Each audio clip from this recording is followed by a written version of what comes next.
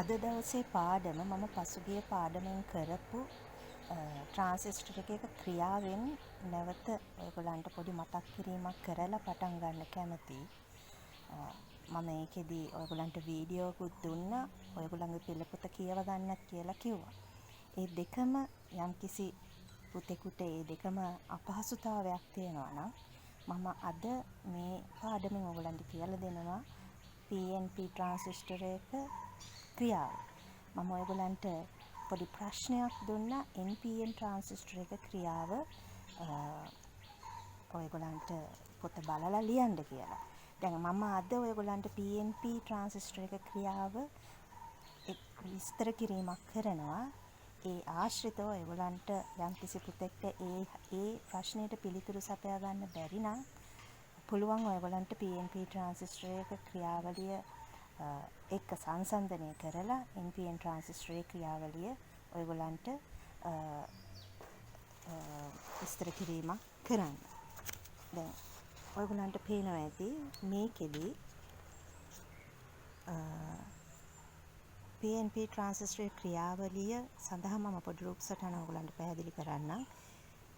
ස්තර තුනක් තියෙනවා PNP transistor එකට. PNP N කියන ස්තරය සාමාන්‍යයෙන් කුඩා ලෙස තමයි අපි මාත්‍රණය කරනු ලබන්නේ. මේ තියෙන්නේ IE එමීටරේ. IE කියලා කියන්නේ ඔයගොල්ලෝ දැන් දන්නවා එමීටර් ධාරාව. මේ කියන්නේ පාදම IB පාදම ධාරාව. මේ තියෙන්නේ IC මේ කලෙක්ටර් ධාරාව. මේ PNP ට්‍රාන්සිස්ටරය සඳහා අපි සප්ලයි දීලා තියෙනවා. එහෙම නැත්නම් විභවයක් සපයලා දීලා තියෙනවා. මෙතන S1 ස්විචය තියෙනවා. මෙතන S2 ස්විචය තියෙනවා. මෙතන විභවයක් සපයලා දීලා තියෙනවා. ඔයගලන්ට පේනවා ඇති මේ සර්කිට් එක කොටස් දෙකකින් සමන්විතයි. ඒ කොටස් දෙක සමන්විත වෙලා තියෙන්නේ මෙන්න මේ සංදි දෙක අරමුණු කරගෙන. ඔයගලන්ට පේනවා ඇති මම මේ තිත් තියලා තියෙන්නේ ඉලෙක්ට්‍රෝන. ඒ කියන්නේ N නෙගටිව් කියන පාර්ට් එකේ තියෙන්නේ ඍණාරෝපිත ඉලෙක්ට්‍රෝන. මේක කුහර මම සිදුරු සහිතව දක්වලා තියෙන කුහර. ඒක P කොටසේ තියෙන පොසිටිව් කියන පාර්ට් එකේ තියෙනවා. දැන් අපි බලමු මේ S1 ස්විචය වස්සලා S2 ඕපන් කරලා තිබ්බොත් එහෙම නැත්නම් විවෘත කරලා තිබ්බොත් මෙන්න මේ සංදිය විභවයක් මේ සංදිය සඳහා අපි විභවයක් ලබා දෙනවා. මේ සංදිය PN සංදියක්. ඇත්තටම කියනවා නම් ඔයගොල්ලෝ ඩයෝඩ් ගැන කතා කරා වගේ PN සංදිය. ඒක කොහොමද විභවයක් ලබා දුන් විට ක්‍රියාකාරීත්වයට පත් වෙන්නේ. දැන් මේ තියෙන්නේ ධන. මේ තියෙන්නේ කුහර. කියන්නේ ධන ආරෝපිතයි. ධනයි විකර්ෂණය වෙන හින්දා මේ කුහර මෙන්න මේ සංදිය දෙසට එක්රොක් වෙනවා. එහෙම වුණාම මෙතන තියෙන්නේ ඍණාරෝපිත ඉලෙක්ට්‍රෝන. මේ හරහා ඊටා ලොකු ප්‍රභවයකින් ඔයගොල්ලන්ට පේනවා ඇති කුහර ගමන් කිරීමක් මේ සංදිය හරහා සිද්ධ වෙනවා. සංදියක් හරහා කුහර හෝ සාමාන්‍ය ඉලෙක්ට්‍රෝනක් මේ පැත්තට එන්න පුළුවන් ඊටා කුඩා ප්‍රමාණයක්. මොකද ආකර්ෂණය වෙන හින්දා ඉලෙක්ට්‍රෝන හෝ ප්‍රෝටෝන එහෙම නැත්නම් කුහර ගමන් කරනකොට මේ සංදිය අපි කියනවා පෙර නැඹුරු වීමක් සිද්ධ වෙලා තියෙනවා කියලා. අපි දැන් කරමු S1 ස්විච් එක ඕපන් කරලා S2 ස්විච් එක වසලා. එහෙම වුණොත් එහෙම මෙතන තියෙන්නේ ඍණාරෝපිත, මෙතන තියෙන්නේ ධනාරෝපිත. ඔයගලන්ට පේන්නේ ඇති මෙතන ඍණ අග්‍රය මේකට සම්බන්ධ වෙලා තියෙනවා. එහෙම වුණොත් එහෙම මේකේ ධන ආරෝපණ මේ ඍණ දෙසට ආකර්ෂණීය වීමක් සිද්ධ වෙනවා. එහෙම වුණොත් මේ සංදිය දෙපස කුහර හිඟතාවයක් සිද්ධ වෙනවා. කුහර හිඟතාවයක් සිද්ධ වෙන හින්දා මේ සංදිය හරහා ධාරාවක් ගලා යාමට තියෙන සම්භාවිතාව අඩු වෙනවා. එහෙම වුණොත් මේ සංදිය මොකද වෙන්නේ? පසු නැඹුරු වීමක් සිද්ධ වෙනවා. දැන් ඔයගොල්ලන්ට මම කිව්ව මතකයි ට්‍රාන්සිස්ටරයක් සක්‍රිය වීමට නම් EB සංදිය පෙර නැඹුරු වෙන්න ඕනේ, BC සංදිය පසු නැඹුරු වෙන්න ඕනේ. එහෙමනම් අපි S1 ස්විචයත් වහනවා, S2 ස්විචයත් වහනවා. එහෙම කළොත් ඒ කාර්යය සිද්ධ වෙනවා. එහෙම වුණොත් ඊට ලොකු ප්‍රවාහයක් ලෙස කුහර මේ N කොටස හරහා මේ පැත්තේ තියෙන P කොටසට ගමන් කිරීමට පටන් ගන්නවා. නමුත් ඊට කුඩා ප්‍රමාණයක මේ ඉලෙක්ට්‍රෝනයි ප්‍රෝටෝනයිත් එකතු වෙලා කුඩා ප්‍රමාණයක ඉලෙක්ට්‍රෝන ධාරාවක් මෙන්න මේ පාදම ධාරාව දිගෙත් යන්න පුළුවන්. ඒක තමයි මේ ට්‍රාන්සිස්ටර් එක සිද්ධ වෙන ක්‍රියාවලිය. දැන් වැඩිපුර ගමන් කිරීමක් සිද්ධ වෙන්නේ කුහර නිසා අපි ඒකට කියනවා බහුතර වාහකය කියලා. කුඩා ප්‍රමාණයක් ගමන් කරන්නේ ඉලෙක්ට්‍රෝන හින්දා අපි කියනවා ඒක සුළුතර වාහකයක් කියලා. එතකොට ඔයගලන්ට පේනවා ඇති PNP ට්‍රාන්සිස්ටර් එක බහුතර වාහකය වෙන්නේ කුහර, සුළුතර වාහකයක් වෙන්නේ ඉලෙක්ට්‍රෝන. හොඳයි, අද පාඩමෙන් අපි විස්තර කරන්න යන්නේ ට්‍රාන්සිස්ටර් පාරමිතිකයන් කියන්නේ මොකක්ද කියලා. ට්‍රාන්සිස්ටර් එක දත්ත සටහනක මෙන්න මේ දේවල් තියෙන්න පුළුවන්. ට්‍රාන්සිස්ටර් වර්ගය මොකක්ද? ඊළඟට ට්‍රාන්සිස්ටරේ ධාරාලාභය මොකක්ද? ට්‍රාන්සිස්ටර් එකට තියෙන්න පුළුවන් උපරිම සංග්‍රාහක ධාරාව, උපරිම සංග්‍රාහක විමෝචක වෝල්ටීයතාවය සහ උපරිම ජවය කියන දත්ත ඔයගලන්ට ලබා ගන්න පුළුවන්. ඔයගලන්ට පේනවා ඇති ඔයගලන්ගේ පෙළ පොතේ දීලා තියෙනවා HFE සමානයි IC බෙදීම IB කියලා. ඇත්තටම මේ HFE කියලා කියන්නේ ධාරාලාභය. අපි ඒකට කියනවා බීටා කියලා. IC කියලා කියන්නේ කලෙක්ටර් ධාරාව, IB කියලා කියන්නේ පාදම ධාරාව. IC බෙදීම IB ගුණේ ඕනම ලාභයක් කියලා අපි කියන්නේ අපිට හම්බ වෙච්ච දේ සහ අපි දීපු දේ අතර අනුපාතය. එහෙමනම් අපි ට්‍රාන්සිස්ටරයට ලබා දෙන්නේ IB, ට්‍රාන්සිස්ටරෙන් ලබා ගන්නේ IC. එහෙමනම් ඒ දෙක අතර තියෙන අනුපාතය අපි කියනවා ලාභය, ධාරාලාභය කියලා. ඔයගලන්ට පේනවා ඇති ලාභය සඳහා ඒකක නොමැති බව. ඇයි එහෙම වුනේ? එහෙම වෙන්නේ එකම ඒකක දෙකක අනුපාතයක් හින්දා ඒකක දෙක එකිනෙකට කැපී යන හින්දා ලාභයන් සඳහා කිසිම වෙලාවක ඒකකයක් එහෙම නැත්නම් යුනිට්ස් නෑ කියලා ඔයගලන්ට මතක තියාගන්න වෙනවා.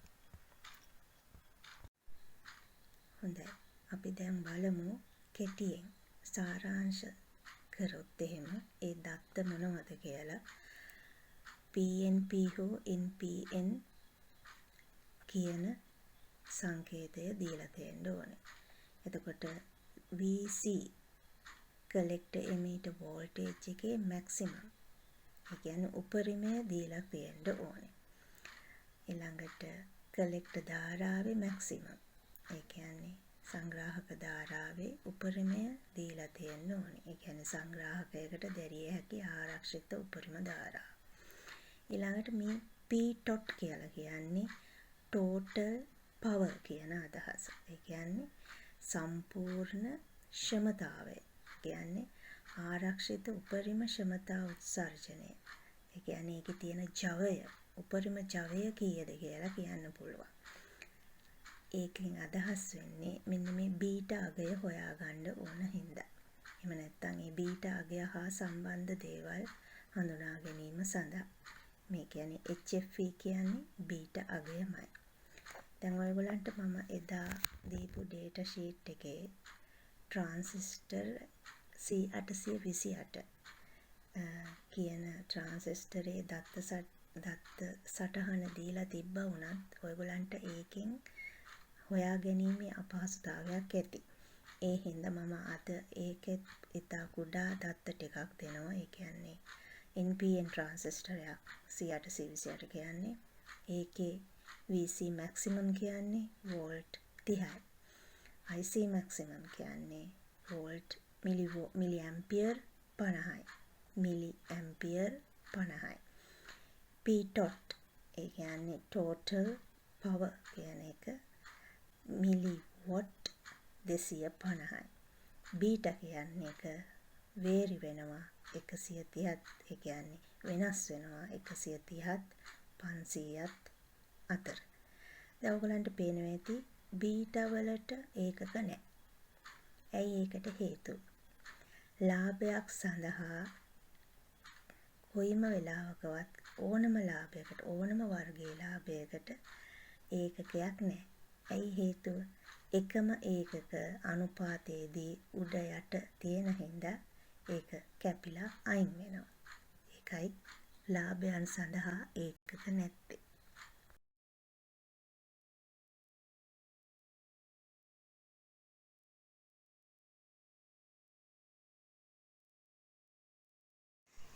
මෙම රූප සටහනින් විස්තර කරන්නේ ස්ථිර නැඹුරුව. මම පෙර සටහනේ දැක්වූ පරිදි නැඹුරු කිරීම් ක්‍රම 4ක් තියෙනවා. එහෙම නැඹුරු කිරීම් ක්‍රම 4ක් අපි පරිපතයක් සඳහා යොදා ගන්න පුළුවන්. අපිට අවශ්‍යතාවය පරිදි. ඔයගොල්ලන්ට මේ තියෙන රූප සටහන තියෙන්නේ ඔයගොල්ලන්ගේ 11 වසර පෙළ පොතේ 3 වෙනි පිටුවේ. එය පෙරලා ගන්න. එතකොට ඒක බැලුවොත් එහෙම ඔයගොල්ලන්ට පේනවා ඇති මෙතන පොඩි මුද්‍රණ දෝෂයක් තියෙනවා.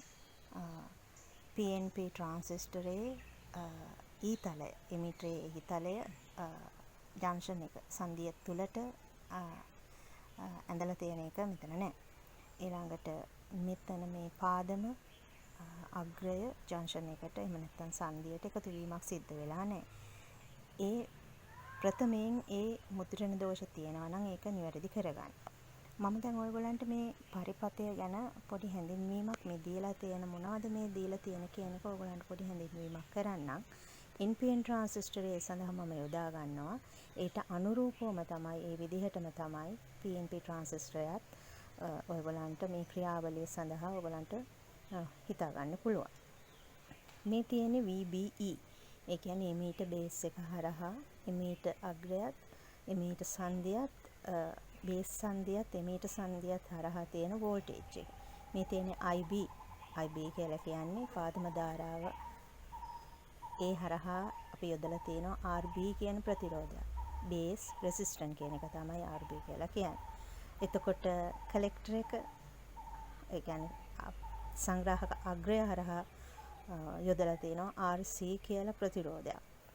IC කියන ධාරාවක් මේ පැත්තට ගලා යනවා. මේ තියෙන සප්ලයි වෝල්ටේජ් එක VCC කියන්නේ මේ ධනාග්‍රය මේක ඍණ අග්‍රය. දැන් අපි ස්ථිර නැඹුරුව ගැන කතා කරන්න ගත්තොත් එහෙමයි අපි සාමාන්‍යයෙන් ට්‍රාන්සිස්ටරයකට ඉතා කුඩා ධාරාවක් පාදම අග්‍රයට දුන්නොත් අපිට පුළුවන් ලබා ගන්න කලෙක්ටර් එකෙන් ඉතා විශාල ධාරාවක්. ඒ ගුණය හැම ට්‍රාන්සිස්ටරයකටම තියෙනවා. හැබැයි දැන් මෙතෙන්දී වෙන්නේ මේ ස්ථිර ප්‍රතිරෝධයක් කියලා කියන්නේ අපි මෙන්න මේ RB කියන එක ස්ථිර ප්‍රතිරෝධයක් ලෙස දාලා ඒක ස්ථිර නැඹුරු කිරීමක් කරගන්න හින්දා තමයි මේක ස්ථිර නැඹුරුව කියලා කියන්නේ. සාමාන්‍යයෙන් අපි පාදම හරහා ධාරාවක් ඇති කරගන්න පාදම විමෝචකය අතර යොදනු ලබන කුඩා වෝල්ටීයතාවයක් අපි දෙන්න ඕනේ. එහෙම වුණාම පාදම ධාරාවට අනුරූපව සංග්‍රාහක විමෝචක හරහා විශාල ධාරාවක් ගලා යනවා. මෙසේ විශාල ධාරාවක් ගලා යාමට සංග්‍රාහක විමෝචක ප්‍රතිරෝධය වෙනස් වෙන්න ඕන. සංග්‍රාහක ප්‍රතිරෝධය වෙනස් වෙන්න ඕන. නමුත් මේ තත්ත්වය යටතේ සංග්‍රාහකය හා විමෝචකය අතරට යෙදෙන්නේ සැපයුම් වෝල්ටීයතාවයයි. ඔයගලන්ට පේනවා ඇති මේ දෙක හරහා තියෙන්නේ අපි දීලා තියෙන සැපයුම් වෝල්ටීයතාවයයි. ඒ හින්දා මෙම වෙනස් වීමට සරිලන්න අපි ප්‍රතිරෝධයක් සංග්‍රාහකයකට යොදනවා. එහෙම කරාම අපිට පුළුවන් සංග්‍රාහක ධාරාව අනුව වෝල්ටීයතාවය වෙනස් කරගන්න. සංග්‍රාහක ධාරාව අනුව වෝල්ටීයතාවය වෙනස් කරගන්න පුළුවන්. මේ හරහා යන වෝල්ටීයතාවය වෙනස් කරගන්න පුළුවන්. මෙම ප්‍රතිරෝධකයෙන් සංග්‍රාහක ධාරාවද එතකොට පාලනය කරගන්න පුළුවන්. හැබැයි මේකේ තියෙන පොඩි අවාසිදායක තත්වයක්. ඒක තමයි අපි පාදමත් නෙමෙයි ට්‍රාන්සිස්ටර් සංදියට ධාරාවක් දෙනකොට මේකේ උෂ්ණත්වය ඉහළ යනවා. උෂ්ණත්වය ඉහළ ගියාම සංග්‍රාහක ධාරාව IC ධාරාව වැඩි වෙනකොටත් උෂ්ණත්වය ඉහළ යනවා. එහෙම කරාම මේ ට්‍රාන්සිස්ටරය ඉතා හොඳ තත්ත්වයේ පරිපත සඳහා යොදා ගන්න අපහසුතාවයකටපත් වෙනවා. ඒක තමයි මේකේ තියෙන අවාසිදායක තත්ත්වය. දැන් මෙම தત્ත්වය මගහරවා ගන්න තමයි ඊගාව නැඹුරු කිරීම අපි සිද්ධ කරන්නේ. ඒක අපි කියනවා ස්වයං නැඹුරුව කියලා. ඊගාව රූප සටහනෙන් අපි ඒක විස්තර කරමු. ස්වයං නැඹුරුව කියන්නේ මොකක්ද බලමු. මේ සඳහා මම NPN ට්‍රාන්සිස්ටරයම උදාහරණයක් ලෙස ගන්නවා. මේක ඔයගලන්ට පේනවා ඇති මෙතන කැපැසිටර් එකක් දීලා තියෙනවා. CC කියන්නේ කැපැසිටර් එක. මෙතන VCC කියන සප්ලයි වෝල්ටේජ් එක දීලා තියෙනවා. මෙතන RC තියෙනවා. මෙතන RB තියෙනවා. ඔයගලන්ට මේම කොටුවක් වගේ දීලා තියෙනවා. අන්නේ සර්කිට් එකෙන් තමයි මේ ස්වයං නැඹුරුව සිද්ධ වෙන්නේ. ඒ කොටසින් තමයි ස්වයං නැඹුරුව සිද්ධ වෙන්නේ. RB ප්‍රතිරෝධයට RC ප්‍රතිරෝධය පසු සම්බන්ධ කර නැඹුරුව ලබා දුන්නම මෙන්න මේ ස්වයං නැඹුරුව අපිට සිද්ධ වීම වෙනවා.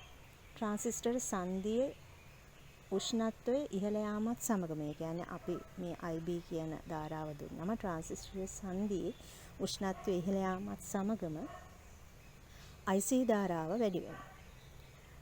ඒත් මේ ස්වයං නැඹුරු ක්‍රමයකදී සංග්‍රාහක ධාරාව එහෙම නැත්නම් මේ හරහා යන සංග්‍රාහක ධාරාව වැඩි වීමත් සමගම RC කියන ප්‍රතිරෝධය හරහා විභව බැස්මත් වැඩි වෙනවා. මෙතන ධාරාව වැඩි වෙනවා කියලා කියන්නේ ඔයගලන්ට පේනවා ඇති ඒ හරහා තියෙන වෝල්ටේජ් එකත් වැඩි වෙනවා. එවිට RB ප්‍රතිරෝධකය හරහා විභව බැස්ම අඩු වෙනවා. එතකොට පාදම ධාරාවත් අඩු වෙනවා. මේ පාදම ධාරාව අඩුවීම හින්දා ඊට අනුරූපව සංග්‍රාහක ධාරාව ආපහු ප්‍රමාණයකට අඩුවීමක් සිද්ධ වෙනවා. එතකොට අර උෂ්ණත්වයේ ඉහළ යෑමෙන් සිදුවෙන අවාසිදායක තත්ත්වය මෙන්න මේ RC කියන රෙසිස්ටර් එක හරහා යන විභව පතනය මගින් කන්ට්‍රෝල් කිරීමක් සිද්ධ වෙනවා. ඒ හරහා නැවත නැවත මේ ක්‍රියාවලිය සිද්ධ වෙන හින්දා අපි ඒකට කියනවා ස්වයං නැඹුරුව කියලා. විමෝචක නැඹුරුව. විමෝචක නැඹුරුවේදී අපි කරන්නේ විමෝචක පාදකයට ප්‍රතිරෝධකයක් සම්බන්ධ කරනවා. RE කියලා කියන්නේ එමීටර් රෙසිස්ටන්ස් එක. එතකොට ඉහත සඳහන් සිදු වූ ක්‍රියාවලියම ඉහත නැඹුරු කිරීම වලදී සිදු වූ ක්‍රියාවලියම මෙහිදී විමෝචකය හරහා සිදු කරන හින්දා අපි මේකට කියනවා විමෝචක නැඹුරුව කියලා. මෙහිදීත් සිද්ධ වෙන්නේ IC ධාරාව වැඩි වෙනකොට ඒ පාලනය කිරීම සඳහා මෙන්න මේ RE රෙසිස්ටර් එක යොදලා එතකොට මේ හරහා තියෙන විභව පතනය මගින් අපිට පුළුවන් IB ධාරාව අඩු කරන්න. IB ධාරාව අඩු වුනහම ඒකට අනුරූපව නැවත IC ධාරාව අඩු වෙන හින්දා මේ විමෝචකය මගින් අපිට පුළුවන් ධාරාවක් නැඹුරු කිරීමේදී පාලනය කිරීමක් කරගන්න. අවසන් නැඹුරුව තමයි විභව බෙදුම් නැඹුරුව. මේකෙදී ඔයගලන්ට පේනවා ඇති වෙනසකට තියෙනවා R එක R2 කියලා ප්‍රතිරෝධක දෙකක් යොදලා තියෙනවා. ඒකෙදි කරන්නේ අපි හැමතිස්සෙම වෙන මේ IB ධාරාව නියතව තබා ගන්නවා. IB ධාරාව නියතව තබා ගත්තොත් අපිට හැමතිස්සෙම පුළුවන් IC ධාරාව නියතව තබා ගන්න. බොහෝ විට බොහෝ පරිපථවල මෙන්න මේ නැඹුරුව තමයි අපි ට්‍රාන්සිස්ටර් සඳහා යොදාගන්නේ.